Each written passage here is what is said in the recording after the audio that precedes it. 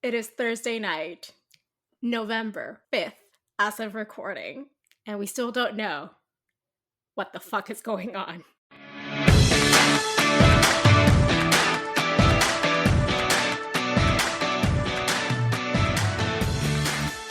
Who is the president of the United States? Will future us know? Will us on Saturday when this releases know? Though the calendar says it is November 5th, it is still the evening of November 3rd in my heart. And yes, you're listening to Archaeopolitics. We are a reread podcast about politics in the wizarding world of Harry Potter, brought to you by MuggleNet. I'm Adri, a recovering English major who hasn't slept more than 2 hours at a time since last week. I'm Helene, your co-host, producer, and as already stated, this week has been the longest year of my life.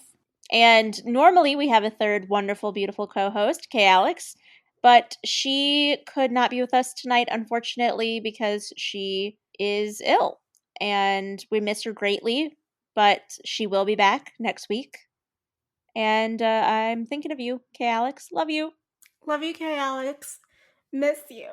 The election has taken a lot of things away from us. I did not want Kay Alex to be that, too. She's coming back. I know, but I love being dramatic. Why do you do Yeah, this to me? no, that was really dramatic. You're right. It was great.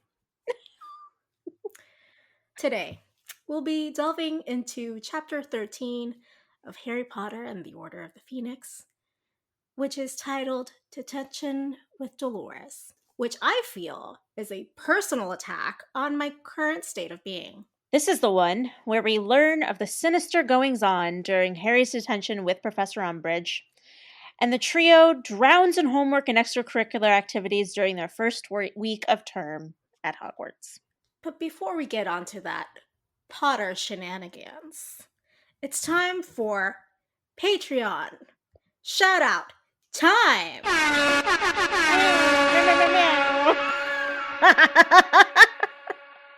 Our newest patrons are Brendan D. McCoy, Matthew T. Bradley, and Lucy O'Shea. Woo! Yeah! Woo! Applause. Yes! Welcome, patrons. Newest patrons and all patrons alike, thank you so much for your support. As you know, every little bit counts, so thank you so much for letting us still, exist.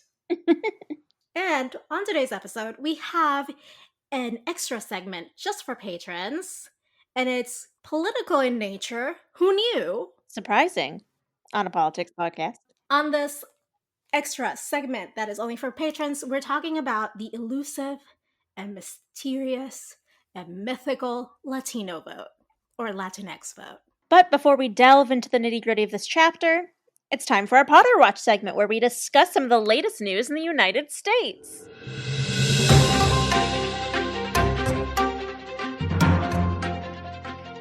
So everybody, let's just sigh together, okay?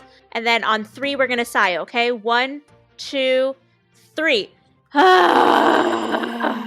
Okay, hopefully that was cathartic for you all. I mean, I don't know about anyone else, but I just kind of groan sighed, and it was great. Yeah, just let all of the anxiety and tension just leave your body with that sigh. Just scream into the universe if you need to, because the election is still going on. We don't know who the president is. Also, this motherfucking election is too goddamn close. I said it. Too goddamn close. I was promised a blue wave. Where is that blue wave? Yeah, I haven't even sat with my thoughts on that yet because I'm literally just holding off on thinking about anything else until Joe wins. He's so close, and I can taste the victory, and I just need it in my life. I am just livid that at time of recording in the United States, 69,587,301 people have voted for Orange Mussolini. Yes, but Biden has received the most votes in presidential election history ever. Yes, at 73,414,094. Oh, see, I have different numbers. Biden is 73,648,388. Well, I'm looking at the Associated Press. I'm looking at New York Times. Hitting refresh once again. Oh my I goodness. still have the same numbers. I think it's less than 2,000 vote difference in Georgia right now. I can't do fast math. It it is right now in Georgia. It is 2,500. No, see, so my okay, let me do the math real quick. Okay, yeah. So, according to New York Times, it's 1,902 difference because Jesus, like it's New York Times has like the pulse. yeah, 2,000 or sorry, 2,447,223 for Trump, 2,445,321 for Well, Biden. not even the Associated Press has those numbers. So someone in the New York Times has like a direct line to the Georgia polls. Yeah, I don't know. It's they're doing live updates like every 3 seconds. That's why I I've just mean, had it so open is all the day. AP though. The point is, my point was not going to be about the specific number necessarily, but like, hello, 69.5 million people. I hate you so much.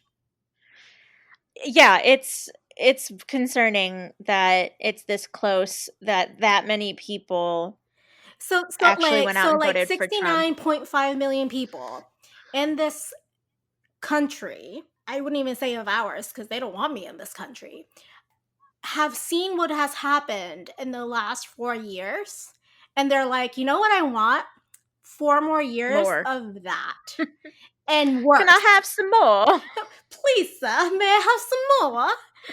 I was worried about. Like, honestly, I didn't let myself believe that Trump was going to lose until election night.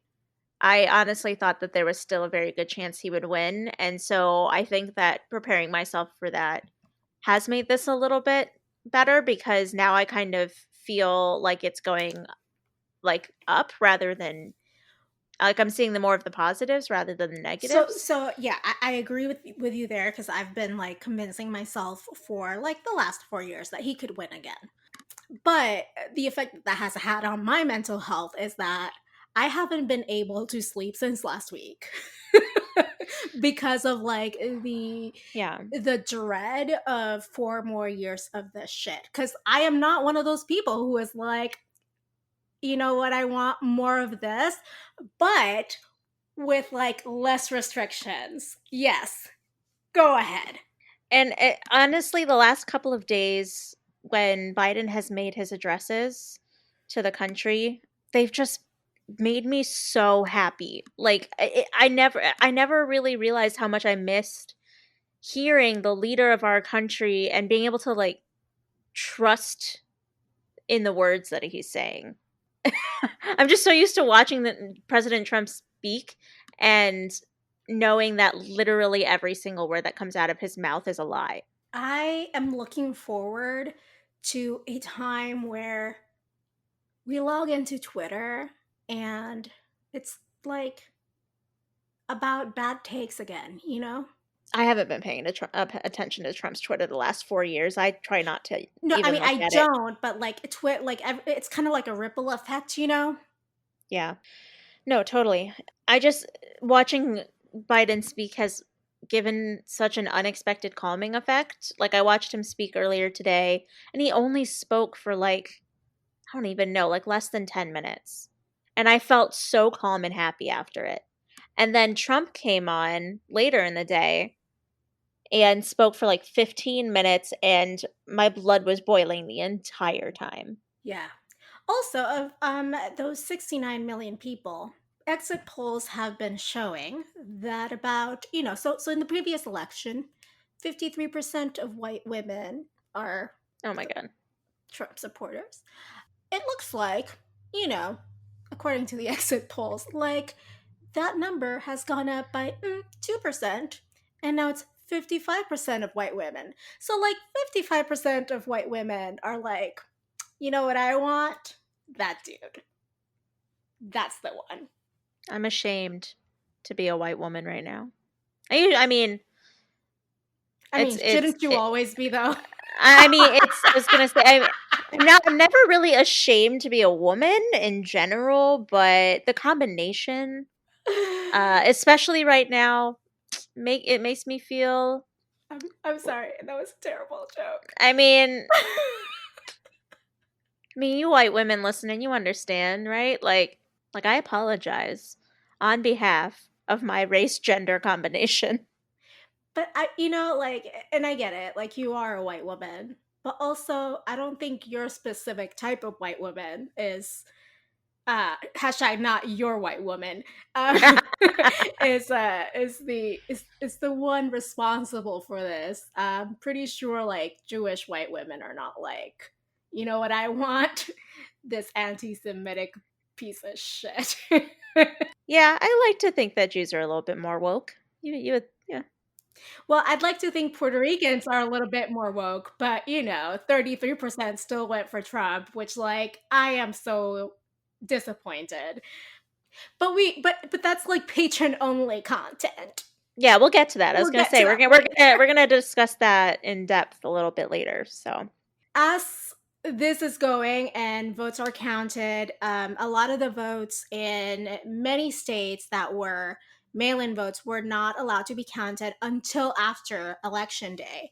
So this has changed the way that the results have been forthcoming.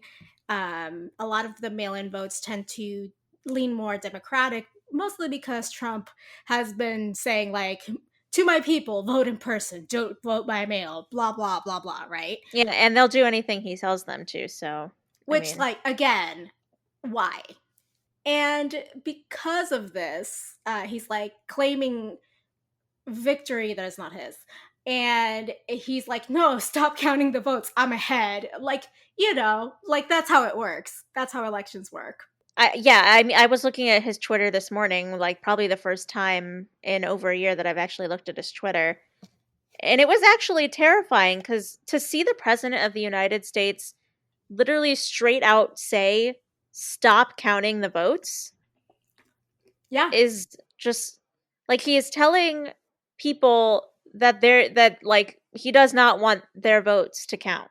He's telling these people could have voted for him. He doesn't know.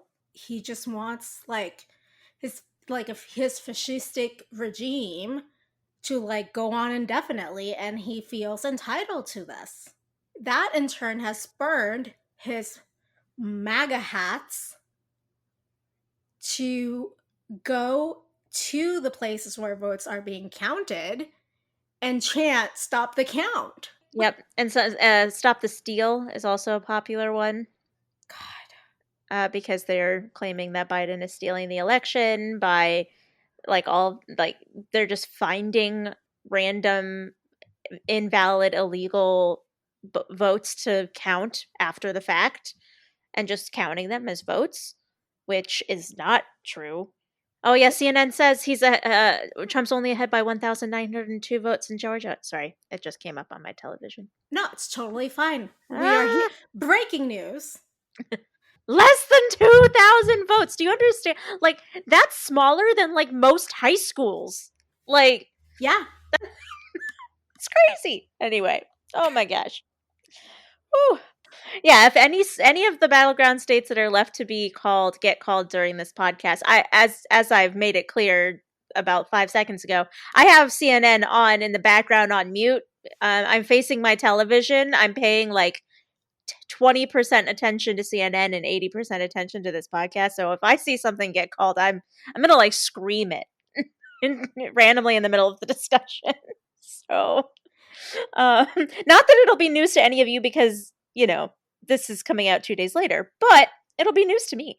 And you can just join us emotionally in this roller coaster in time. Exactly. But for now, we'll move on to Potter, and if we get pulled back in, It is what it is. we'll deal with it. Yeah. It is what it is. Now it's time for the highly contested debate club, where we have 30 seconds each to make our point on what we think the politic is for this chapter. Helene, it is your turn this time to go first. Are you ready? I am. All right, so it's going in 3, 2, 1, go. All right, my politics this week are the politics of abuse. Harry shows many signs of being the victim of abuse in this chapter after Umbridge starts her detentions featuring none other than corporal punishment.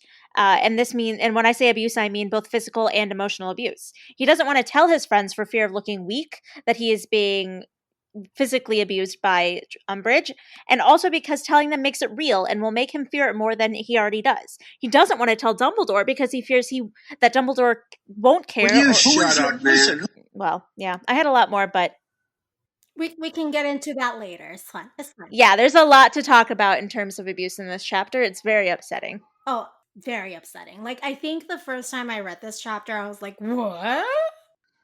Yeah, this chapter was a lot, especially during this week. I'm telling you, I felt it was like an attack on my personal being.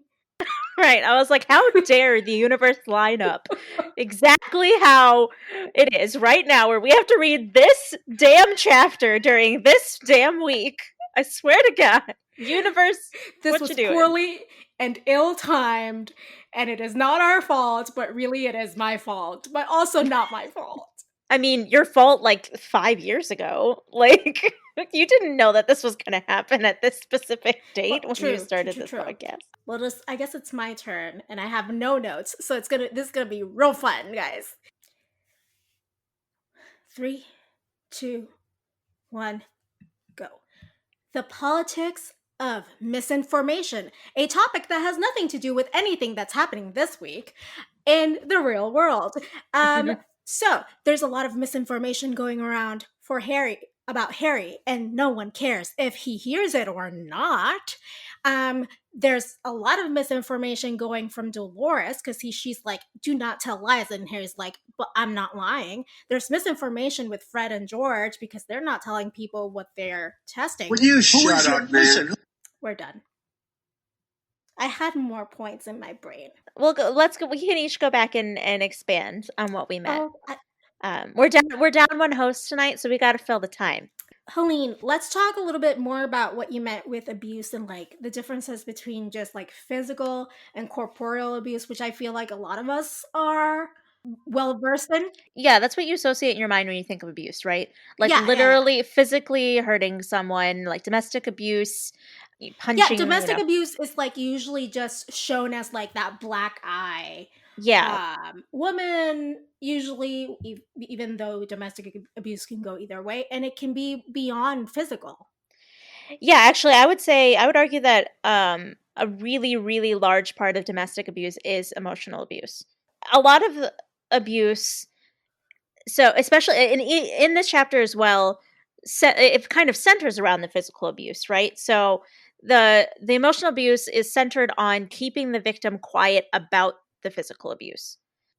Okay, so you're saying like in this chapter is conflating both of those types of abuse, and in the ways that both of those abuse kind of feed off each other. Yes, especially in this chapter, and usually when physical abuse is involved, I feel that is the case in general, that they feed off each other. The emotional abuse is usually centered around the physical abuse or very tightly woven with the physical abuse. I'm going to get a little... Oh, I was just going to ask if you thought, like, how would that differ if it's just psychological and or emotional abuse that's going on? Yeah, I'm going to get a little personal here, but... Okay. I will too. That's fine. Yeah, I was in a emotionally abusive relationship for about 8 months, my senior year of college. And it was completely 100% emotional abuse. There was no physical abuse whatsoever. And it wasn't until I was able to recognize that it was an abusive relationship that I was able to actually take the steps necessary to make myself happy and figure out what I needed exactly to become the person, not even the person that I was before, but a better version of myself after all of this. And in a lot of weird ways, having survived the emotional abuse and grown and learned from it, I actually love the person that I am now a lot more than the person I was before I even met this man. Well, that is something you and I have in common. I don't know if we've talked about this before. I was in a long-term emotionally abusive relationship, and when I met this man, I was 19, and he was also 19, and we broke up when we were both 24. So yeah, you totally know what I'm talking about, and you probably have saw even more examples than I do in terms of things that you've had to endure because it went on for years. I can't even imagine. Well, the thing is that, and I rile a lot against this in like popular media. The representation of romantic entanglement in popular media includes like a lot of traits associated with emotional abuse. Yes, yes, media in a lot of ways romanticizes emotional abuse. 100%. And one of the things that I learned afterwards, right? Because when you're in it, it's really hard. Like, I commend you for recognizing what was going on while you were in it because I couldn't. I honestly didn't really recognize until it was over.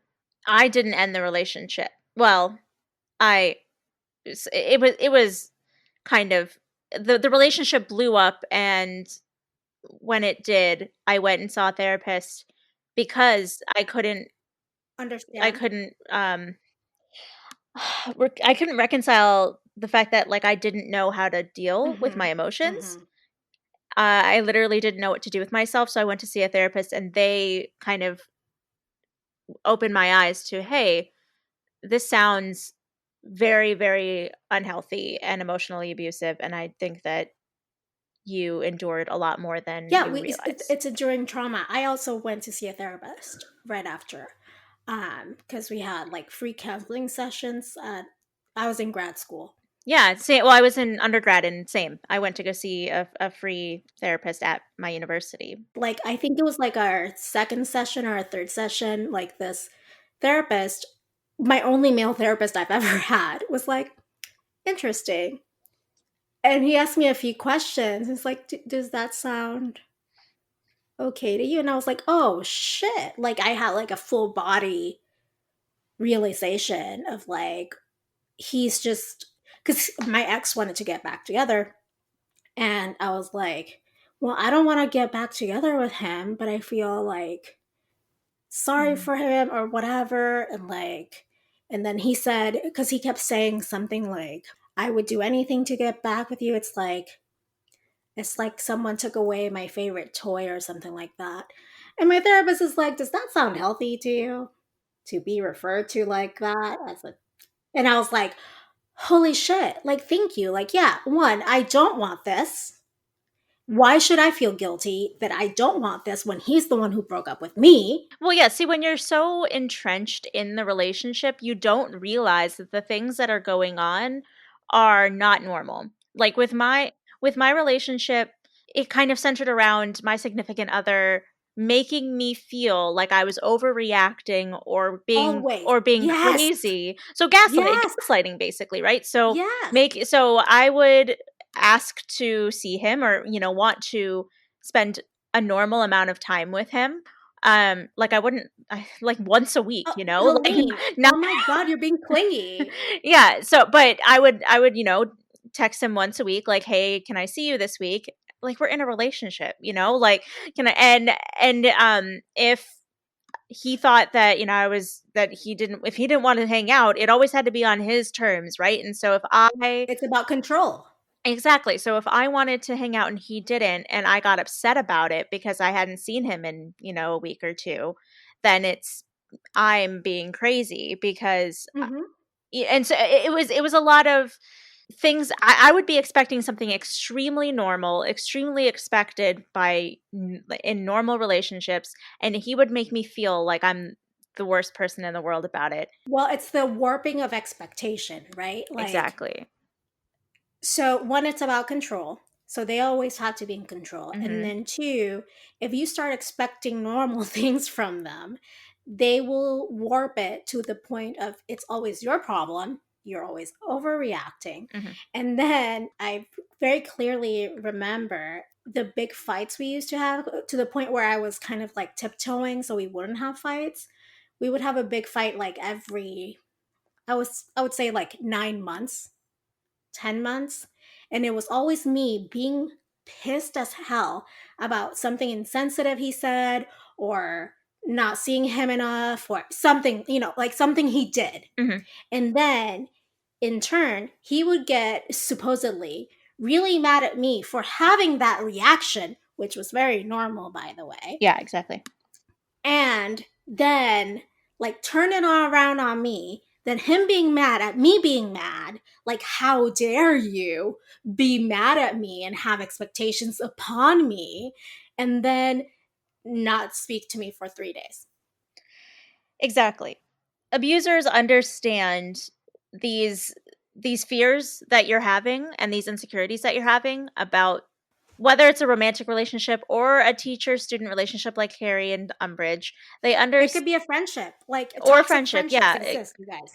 exactly. So abusers, they understand the insecurities and fears that you're having, and they play on those fears and insecurities, to make you keep quiet about it. You, especially when it comes to physical abuse. So like, especially with Umbridge and Harry, she knew that Harry was ashamed of allowing himself to be physically abused by her, and she played into that by manipulating him to not want to tell the people that would actually do something about it, by making him think that they wouldn't do anything about it or that they couldn't do anything about it. By making him think that his support system would not have his back. Exactly. And we don't see in this chapter, she doesn't say anything in this chapter specifically, but like that scares him into not telling anybody or anything like that. But she plays the situation in such a cavalier way where she's just like, oh, like, this is normal. I'm just going to have you do this every day. You're going to come in. This is a normal punishment. And there's nothing to tell. And because of that, he's like, well, why would I tell someone? Because then it would make it a bigger deal than I'm letting it be in my head. You know, if I just go and I endure the abuse and I let her do what she's doing, eventually it'll be over and I won't have to admit to myself or anyone else that it actually happened. Except for when I look at my hand every day. But that's just, it's what you have to deal with. It's something that I have to endure to get through this. And that's very, very, very reminiscent of a lot of abusive relationships. Well, and in like a lot of abusive relationships, the abuser not only wants to maintain control, but also maintains a veneer of respectability to the outside world. So Umbridge's like affect, the way that she presents herself to the world as like kind of like, I'm just like this lady who likes cats, you know? Exactly, yeah. That's part of the, that's the part that she plays to maintain herself as someone who could never do that. Oh yeah. The more innocent that you make yourself look to the public, the less people are going to believe your victims when you try to tell on them, basically. It's a long play. A lot of abusers don't even think about doing that, but some of them do. Some of them honestly are Machiavellian in nature, which is why I think, you know how, and this goes beyond like the Me Too movement, right? Like, I believe survivors, period. Because Exactly. unless you've been in it or in a similar situation, Yeah.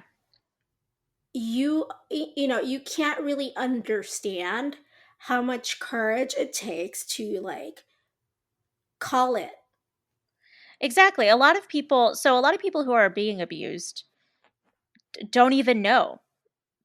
until Like after. not Like, yeah, not I mean, I didn't consciously. know. Yeah, they don't know consciously that they're being abused because they don't have anyone telling them that what they're going through is not normal. So when Well, but people it doesn't start though. Like, I'm sorry, Helene, not to cut you off, but yeah. it's just like what I wish people would understand is that unlike in this chapter where it very clearly starts out as abuse, Mhm. right? Yeah. In in in like 99% of the cases, it does not start out being that way. No. That's why when people come out, when a a sexual abuse survivor comes out after, I don't know, 10, 15 years or whatever, I mean, maybe even less, people are always like, well, she can't be telling the truth, or they can't be telling the truth because, why didn't they tell someone sooner? Why did they keep it to themselves all these years, all this time, and just decide to release the information when it was most convenient to them? And the thing is, some victims of abuse never tell people what. They don't tell their closest friends, they don't tell their family, they don't tell anyone because telling someone makes it real. And telling someone means that you have to do something about it. And sometimes just the weight of having to have gone through it is scary enough that thinking about making it any more real than it already is to you is paralyzing. And Yeah. we see this in Harry's uh, behavior in this chapter because he doesn't want to tell Hermione and Ron. He says this in his inner monologue. I don't want to tell them because it's not a big deal, and if I tell them, they'll just make a bigger deal out of it than it is. But really, he doesn't want to look weak to them. He doesn't, by admitting that he's allowing himself to be abused, he looks weak. It's heartbreaking. He knows that if he tells them, they're gonna encourage him to do something about it and to go tell McGonagall or to tell Dumbledore. And with Dumbledore, he fears that Dumbledore won't care enough to do anything about it because Dumbledore hasn't been paying attention to him all semester or all summer. And with McGonagall, he doesn't want to tell her because he's scared that she won't be able to do anything about it. She will want to do something about it, but won't be able to do something about it in his mind. So authority figures have no power or no sympathy, and his friends will just make it worse. And everything that Umbridge is putting him through is just making I feel like if he wasn't being emotionally abused on top of being physically abused, he probably would feel more inclined to tell someone about this injustice. Harry's going through a lot in this chapter, and even like the audacity of people like whispering loud enough for him to hear as a form of abuse. And also, I think there's an extent to which Umbridge kind of gaslights Harry into believing that he deserves the punishment. Oh, yeah, well that's part of the thing, right? Like and the when she talks about like let's see if it's sunken deep Yeah, well, enough. because if Oh he my believes he god. deserves it, then he'll be more docile during the detentions when it's happening. If he believes that there's nothing he can do about it and that somehow deep down he believes that he deserves this to happen to him, he will just sit there and take it. And that's true for all abuse victims. If your abuser can convince you that you deserve this, you're going to let it happen because not only are you scared to get out of it, but you believe that this is what you deserve. Yeah. So that's basically all I had about I mean, it's heavy. It's not great, and that's why this chapter is awful. And this is, I think, probably the main reason why I hate Dumbledore. Or I keep on saying Dumbledore. This is the main reason why I hate Umbridge. I'm going to like snap that into a I keep saying I soundbite. hate Be Dumbledore. like, No, Helene no. says. Helene says, here's Helene I saying, don't hate this is Dumbledore. one I of the main love reasons I Dumbledore. hate Although, Dumbledore. if Dumbledore had treated Harry better at all throughout this entire book so far, I feel like he would have felt some sort of comfort going to Dumbledore with this. If Dumbledore had spoken to him for more than 2 seconds in the last 4 months, 5 months, however long it's been, he might have felt comfortable enough to tell Dumbledore what was going on, and maybe this shit would have stopped way sooner. So I do have to fault Dumbledore for that. You think Dumbledore would be like, Dolores, we don't do corporal punishment. And she'd be like, I'm sorry, have you met Mr. Filch? I feel like he would do something in his power to stop her from doing it, if not sacking her altogether, if he was able to, you know. I don't think he'd be able to, but okay. I don't know if he'd be able to, which is why if he couldn't just fire her, then maybe he could, you know, ban her from giving Harry detention. I don't know.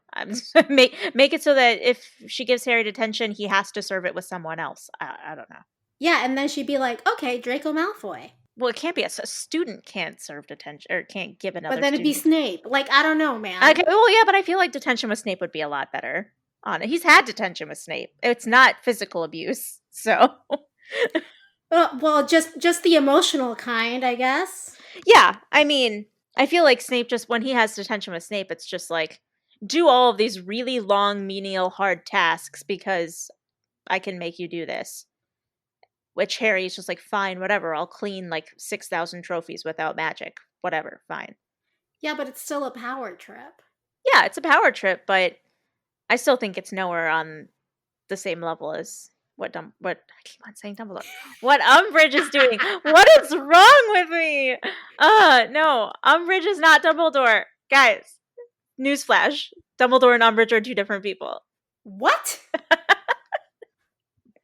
Oh my gosh, sorry. The lead in Georgia is down to 1,797. Okay. Ooh. I wanted to talk a little bit more about misinformation, if you will. But thank you so much for that good information. Now let's talk about misinformation.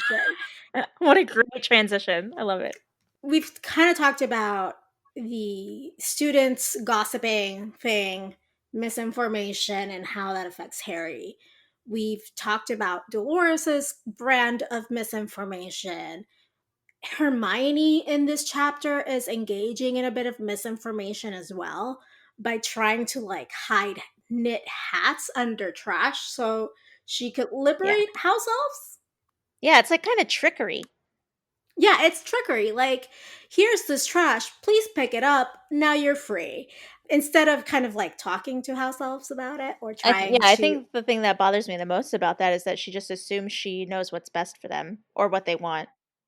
And dear listeners, don't I have a lot of thoughts on that on our Patreon exclusive Latino voter edition, because a lot of white Republicans and Democrats do think like Hermione that way. Ooh, I'm excited to hear that parallel.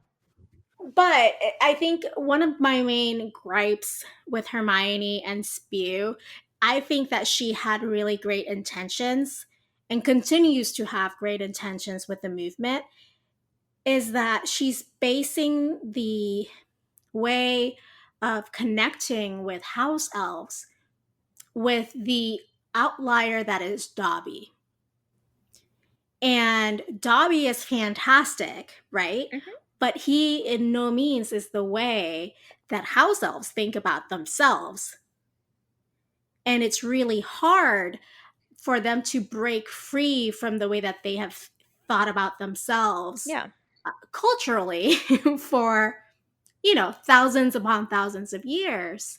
And she's trying to force them, instead of like say, okay, let me sit down and listen to you guys and see how you feel about yourselves, and maybe have a conversation rather than telling you what is better for you. So I think that what I see in this is that Hermione has somewhat of a like we say Harry is the one with the hero complex. She also has one. But yeah, Hermione has a hero complex in the fact that I think she always needs to have a cause, and she always feels like she needs to be actively like making someone or something better.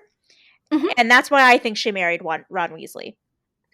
I mean, have a woman with a cause. Let me reform this boy. Yes, I think that Ron is a cause for her. I know that that's a very controversial opinion. I'm sorry for Hermione shippers. But I think that baseline she loves the person that Ron has the potential to be and can sometimes be. But she doesn't love the person that Ron just like baseline is. But I think that's also true about Ron, though. Like, I think that he loves the person that, like, Hermione can be, but maybe not, like, the type A person that she is. Maybe. Maybe. Like, maybe, I mean, Cursed Child aside, which I haven't read or seen, and will not, probably ever. Ron doesn't have any like real like substantial part in that play. He's just kind of there for comedic relief, which on brand. Oh, okay. Anyway, I, my big, I think, personally, my biggest like um reason for kind of loving Ron and Hermione together, and maybe it's because I'm reading too much of my personal experience into this, right?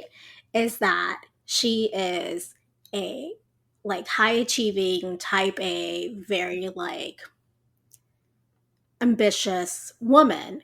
And as we know, in society, there's not a ton, in our patriarchal society, newsflash, there's not a lot of room for that type of woman to have significant and supportive romantic relationships. At least in my experience, like men, at first love that about me and they grow to hate it quite quickly because it makes them feel emasculated or So, like. do you think that Ron loves her because, like, in spite of that, or because of that part of her? Okay, so that's where I'm going with Oh, this. sorry. Okay. So the reason, I'm not saying that he never gets annoyed with her, because I'm sure he does, right? Just like we all do with our significant others from time to time. Yeah. The reason I kind of love the pairing, and again, coming at this with my personal experience, is that he lets her shine. And there's not a lot of men that will do that, in my experience. Again, he lets her shine and he is supportive. In my head canon, right? Mm-hmm. After all of this is said and done, he learns to be supportive of her ambition, and he is okay with not being the center of attention, because guess what? He was best friends with Harry Potter, who was always the center of attention. So he's learned by now how to manage that. It's really hard to be in a relationship where both people are the star. You know what I'm saying? Mm-hmm. Yeah. Because there's always going to be a power struggle.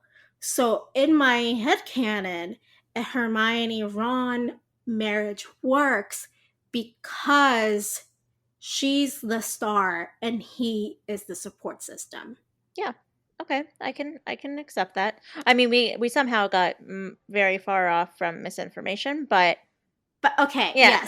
yes. I don't know why we got there, but Well, I was saying that with Hermione, she had a cause with the house elves, and oh she yeah, felt yeah, like okay, she yeah, had to yeah, do. okay, okay. Yeah, she felt she had to save them and make them better than they And then I what. went Yeah. and like, went to my podium and was like, here's my TED talk Well, about why Ron and Hermione make sense together. I made the comparison of her trying No, to I save know, that. I Yeah, know. so it's my fault. It's fine. Anyway, back to misinformation.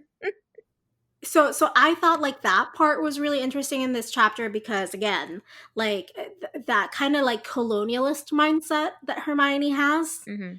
even though she's not like part of the wizarding world, she's like, well, yeah, it's kind of almost colonialism, right? Like someone coming from the outside, knowing no context or very little context, and being like, I know how to solve this problem you're having, It very much reminds me of like the Book of Mormon when the Mormons go into Africa. Oh, yeah, Yeah, total colonialism. yeah, love it. Um, the musical. Yeah, no, No. yeah. I don't know about the book itself, but the musical's great. Oh, and then Draco also has some like misinformation thing going on with Harry being like, I think I know where Hagrid is. wink, wink, nudge, nudge, maybe he is dealing with things bigger than he should be. Do you think that Draco actually knew, or was he just being a little shit like he normally is? I think I think he knew. I think like his dad is far more lax with the information Mm-hmm. that he shares with his son than like Sirius Black is, which probably makes him a worse parental figure, which we already knew True. True. because he knew Sirius Black was a dog. It is kind of it's just like a little push over. We're already feeling stressed and frustrated, kind of like secondhand stress through Harry and Hermione and Ron, really, throughout this chapter. And it's those little things with Draco just being like, oh, I know a little bit more than you do, haha. Like, that just kind of pushes you just a little bit further. You're like, ugh. And then this week of all weeks, you guys, I can't. I know, right? I mean, that was I had one note on this chapter other than like my politics. And it was literally like stress, so much secondhand stress. This entire chapter is when we're not talking about him being in detention and literally like going through physical abuse or seeing him deal with the ramifications of the emotional abuse that he's been going through. It's literally all talking about how he has homework. Oh, and Angelina like Yes. yelling at him, like Yes, adding more but stress. it's the rest of the chapter is just literally homework. So much homework. I'm not getting my homework done today. I have to stay up until 3 a.m. doing my homework. And it just made me flash back to, high school and college where I just felt like that overwhelming, crushing sense of I have so much homework to do and I don't know when I'm going to have time to do it. Speaking of things that are stressful, you know what's stressful? A Dementor. True. What's your Dementor this week? Dementors are stressful. I mean, it's kind of, I think we've already a bit discussed it, but basically, as a survivor of an emotionally abusive relationship, seeing the formation of Umbridge's abusive relationship form in this chapter, along with seeing Harry act in the ways that I myself acted in a similar situation, definitely triggered some PTSD for me. Oh gosh, that is definitely like PTSD inducing. Exactly, 100%. yeah. So my Dementor was just literally seeing my exact situation mirrored in what Harry and Umbridge are going through in this chapter. So it was like a literal Dementor in a way that it reminded you of a time of hopelessness. Exactly. Yeah, it reminded me of probably one of the darkest times in my life. So, but I have come out stronger. I've done the work. I'm still always constantly doing the work and I'm getting better. What was your Dementor? Well, I mean, Umbridge, like this fucking bitch, like I can't. The fucking gall of her physical and psychological abuse, and then have the veneer of respectability on top of it all. It's just like When she literally laughed at him when he asked if he could like not come to detention on Friday and come on like Saturday instead or whatever. She's like, "Oh, no, that's not how this works." ugh. Also, I know that I've already complained about this, but I'm not going to stop complaining about this. Just because someone likes pink does not make them evil. Oh, look at Elle Woods. Who in their right mind can call Elle Woods evil? Exactly. My point. Someone's physical appearance, I know, is sometimes like a shortcut for people to make snap judgments. Oh, 100%, yeah. But I feel sometimes when I have been, because I've been kind of like at the fringes of the fandom and never truly, I mean, obviously Harry Potter fan all the way, but I wasn't like involved in the fandom in the way that some other people were since the beginning online. I lived in Puerto Rico. There's not a lot of the same events in Puerto Rico. And if there are, they're like very localized. Okay. And 3 hours away, and I couldn't get there. Yeah. And I haven't been involved in like the center of the fandom when the fandom was really growing and evolving. And then I, came in again to reread the book through the lens of politics. Mm-hmm. And I wanted to do the podcast. And that was like me coming back to the fandom, but never really being a part of the fandom like other people are. Does that make sense? Yeah, totally. No, I'm waiting to see where you're going with this. And I am someone, as you know, Helene, who loves pink, who loves sparkly shoes, loves makeup, and like this is who I am. Yeah. And sometimes when people meet me at like Leaky or like at Leviosa or see me present or something like that, some people within the fandom get very upset at my physical appearance. Are you kidding me? Yes, people have walked away from at Leviosa Con. I will never forget. Everyone, like, I had overheard a few people talk about how excited they were going to be to attending my presentation because it was about grassroots organizing. And I had, like, as you know, prepared like excessively about, read like books about grassroots organizing on top of like my experience with that. Yeah. Looking at it through the lens of like my experience with literature as well, and kind of making all these connections within, Dumbledore's army and how that was grassroots organizing at its best. And also the Order of the Phoenix. And I kid you not, the same 3 people, they were about, I want to say early 40s, ranging from early 40s to their mid 50s maybe. I walk in, I'm wearing like my hot pink vest and, jeans and my spew shirt or whatever for Leviosa Con. And I walk into like the room and I say hi to everyone. And those 3 people who were supposedly so excited and interested in my talk took a look at me, scoffed, looked at each other, and walked off. I'm sorry. I've heard of gatekeeping in the fandom and things like that, but that's just ridiculous to me. I can't even.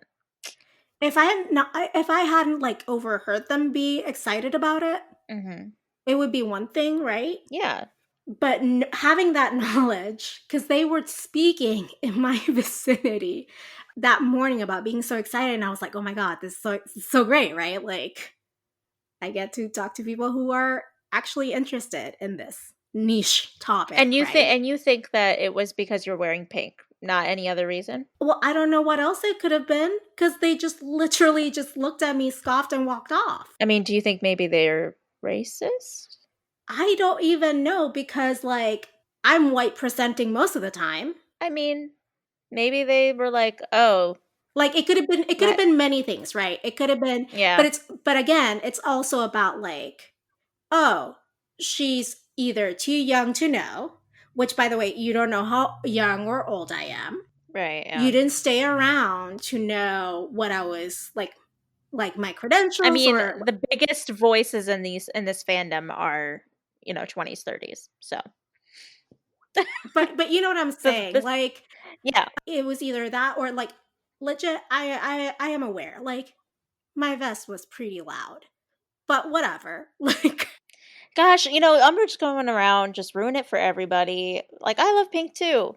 Yo, stop making this about a fascist, abusive meanie, but it's like it's that idea of like the more, and this is not the first time it's happened to me, like that was the more marked instance of this happening to me within the fandom. But like anything where I showcase some kind of like, I don't know, glitter shoes in a convention, or I'm wearing heels because I love heels, even though I'm not saying everyone should wear heels. Like, I'm not the patriarchy. I'm sorry that I like the things that I like. right. But like, I don't think I should be like punished for liking the things that are vilified in the book that are not like, I'm not like out there with like a Death Eater cloak. Yeah, well, I mean, and not to draw a parallel to, you and these people at all, but I feel like that's probably how a lot of Snape apologists feel. What? I mean, I mean, obviously, drawing the conclusion of someone wearing pink to someone liking Umbridge is ridiculous. Pink was around way before Umbridge was even a twinkle in J.K. Rowling's eye. Pink is a color. Like, come on. Well, but You the can like idea, pink. I think, and I will rile against this until like my very dying breath. But the Yeah. idea that how I present and my idea of my femininity, which is a concept. It is not, no one has imposed this on me. This is my choice on Yeah. how I choose to present to the world. Mhm. And this is not me embracing the patriarchy. In fact, I rile against it and I choose whatever the hell I fucking want. And so like I am not going to conform to some people's idea of the quote unquote perfect fan or quote unquote the perfect whatever just because they wouldn't choose that for themselves I mean, this is true in just like normal in normal life. life, Not correct? even, yeah, not even like, this is just something that people should just not judge people based on how they present, period. I wonder sometimes like would I be more accepted in those spaces if I was like outright like cosplaying, which I don't do, and that's my choice, or what is it about me? It doesn't, I mean, like, I don't give a crap if those people accept you because their opinion is literally less than dirt. So, Well, and at the same time, like if if there's places in the fandom that I'm not accepted in, then that's fine. I don't want to be in places I'm not welcome. No one gets to tell me if I'm a fan or not mhm. because legitimately I have spent how much of my time and money on this podcast. I think we should move on to chocolate because this discussion is making me lose faith in humanity even more than I have when, 60 plus million people voted for Trump. So, Yay. my chocolate this week, Kay Alex would be proud, and I feel like if she was here, she would probably have a similar, if not same, chocolate as me. But because my chocolate revolves around the one, the only Angelina Johnson. Oh my gosh. Yes, she would definitely have that same chocolate, I think. Exactly. Yeah. So my chocolate is Angelina proving to be a much better Quidditch captain than Wood. Sorry, Wood. I love you, but Angelina is showing you up here because she has faith in people, trusts her teammates, and leads through compassion. Which I think with Wood, it was all just like motivation to win, win, win. And I think that Angelina is proving to be a captain that cares more about her team and the people on her team and the dynamic of the team more than whether or not they're good at Quidditch. I mean, case in point, she straight up says to Harry, Ron was not the best performer at tryouts, but I chose him because I know he has potential and I know you trust him and I know I can trust you to help make him better. So I liked that. How beautiful. Yeah. Another mediocre white man gets a chance.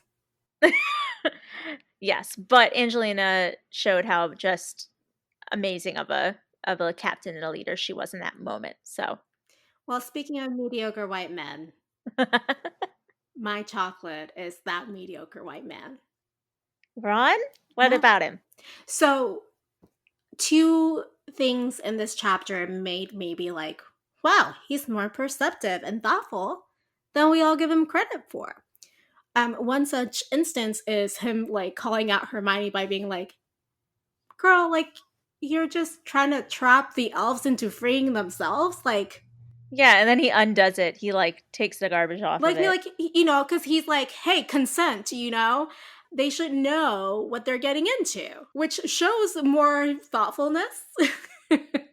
Mhm. And also him noticing Harry's arm and not giving up when Harry was like, I don't want to talk about it. Yeah, he was being a good friend in that moment.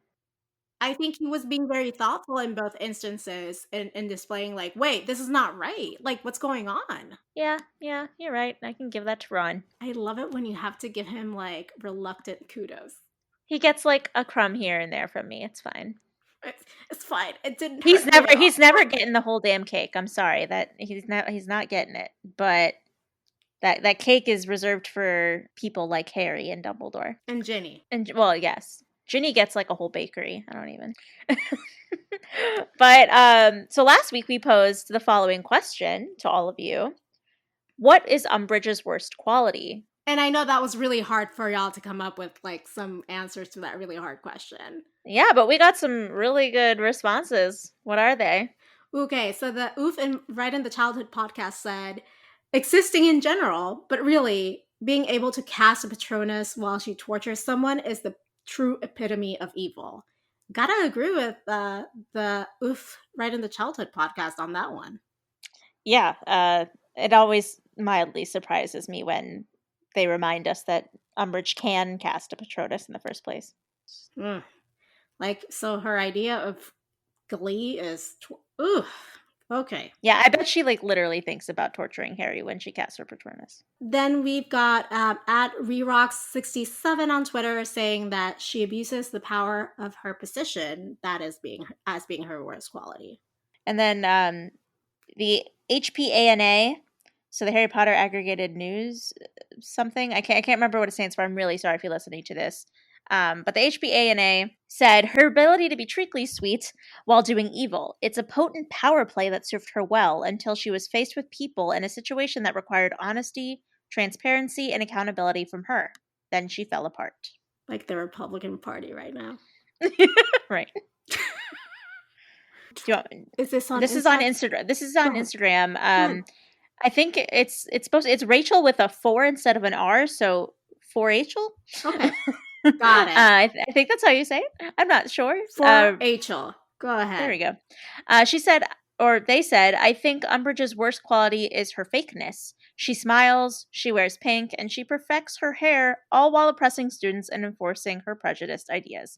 I think her neat, polished, fake, polite attitude all adds to her elitist ideas and leads people to believe that she's above the poor, non-wizard folk. Damn. Apt. Mm-hmm. Agreed. So we've got another response from Instagram. This is through Instagram stories. And this is my _S2_NM. She said, her stupid little cough. Yes. Yes, agree. Yes. And then we also got EMC1311 saying that she's a gaslighter. And one of my personal favorites, and we'll end on this one, is my friend Elisa's response. And she said that she's alive. But Womp, womp, womp. But you know what? Like, that she breathes is like a good response. Oh, yeah. I'm really interested to get when we get to the chapter that talks about what happens to her at the end of this book with the centaurs, because that is some interesting talk.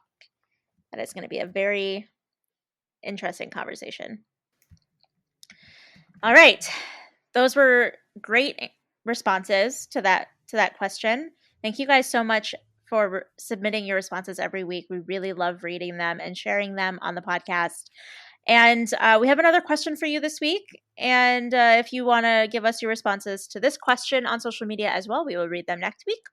The question is, what would Dumbledore or McGonagall have done if he or she knew about the punishment that Umbridge had Harry undergo in this chapter?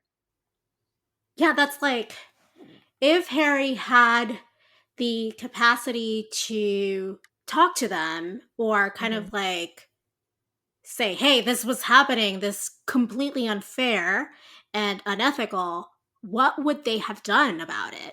Within, mind you guys, the constraints that they're on, because the ministry is like laser focused on them. Yeah, like what is in their capacity? What would they have done if they could do anything?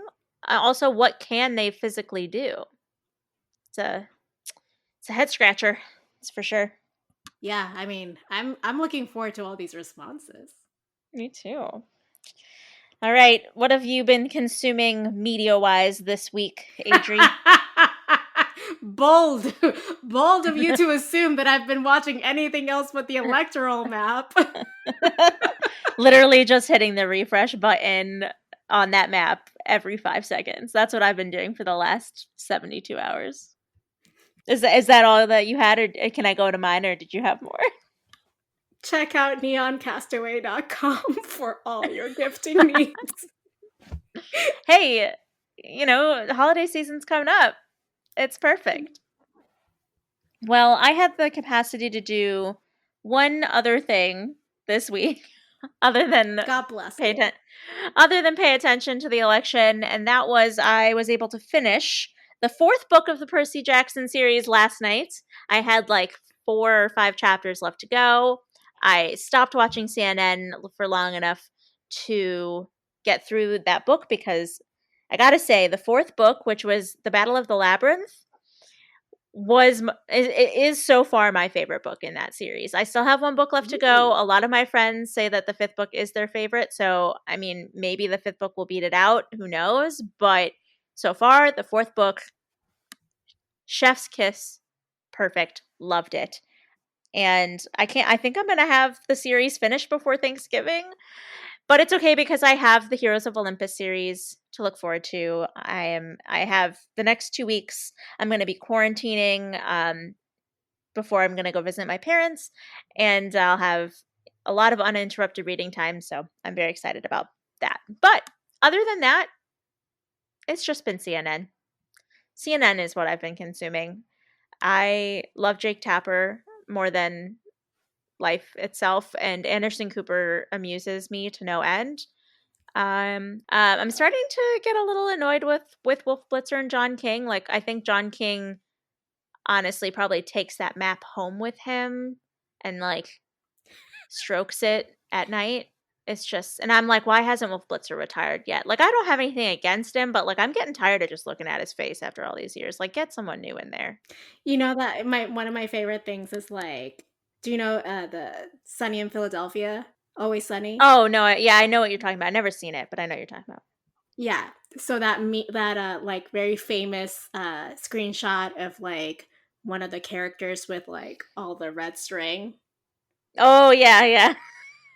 So it's like the same energy of like us with the electoral map. Yes, exactly. Yeah, no, I've been having CNN on at work in the background all day, and then I come home and have it on in the background all night.